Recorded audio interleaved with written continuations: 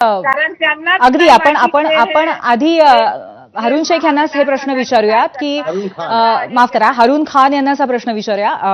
हरूनजी, ज्या पद्धतीने त्यांनी आता मुद्दे मांडलेले आहेत विविध पद्धतीचे, हेच मुद्दे जेव्हापासून प्रचाराला सुरुवात झाली तेव्हा वारंवार यायला सुरुवात झाली, त्यांना तुम्ही कसं उत्तर द्याल?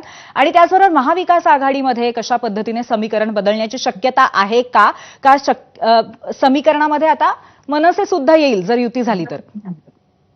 पहिला प्रश्न जो तुमचा आहे, त्यांनी जे बोललं नवनाथने आणि आपले त्या शिवसेना जे बोलतात की मी मूळ शिवसेना ते आहेत सायना एनसी, त्यांना मी सांगू इच्छितो, तुम्ही पाकिस्तानचे झेंडे कोणत्या रॅलीमध्ये किंवा कोणत्या प्रभात फेरीमध्ये कोणत्या शिवसेनेच्या कार्यक्रमामध्ये बरं, हरूनजी, मी तुम्हाला 2 क्षण थांबवते. आपल्यासोबत मनसेचे नेते बाळा नांदगावकर सध्या फोनवरनं आहेत. ते काही वेळासाठीच आपल्यासोबत आज या कार्यक्रमात असणार आहेत. फोनवरनं ते आपल्या सोबत आहेत. आता बाळा नांदगावकरजी, आपलं स्वागत आहे. आणि एकंदरीतच एक प्रश्न असा आहे की युतीची घोषणा कधी होणार आहे, ती अजून का नाही झाली, आणि या संदर्भामध्ये मनसेच्या नेत्यांचं काय म्हणणं आहे? मौन का बाळगलं जात आहे? कमी भाष्य का केलं जात आहे?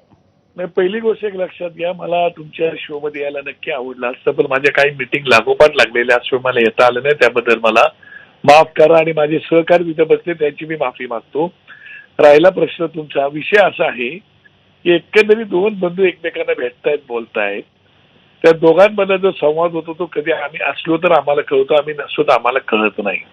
एकंदरीत जर पाहता असं दिसतंय की दोघांच्या 2 बंधूंमधलं एकंदरीत विश्वास एकमेकांमध्ये निर्माण झालेले आहेत, मन जुळायला लागलेले आहेत. परंतु निवडणुकांचा अजून काय तसं निवडणुकांचं चालू आहे, पण नक्की काय दिसत नाही परिस्थिती काय. पण संजय राऊत यांनी बात बहुत दूर तक जा चुकी है असं आज विधान केलं आहे ना. बघा, संजय राऊत हे आता शिवसेना पक्षाच्या वतीने सिनियर लीडर म्हणून त्यांचं बोलतायत.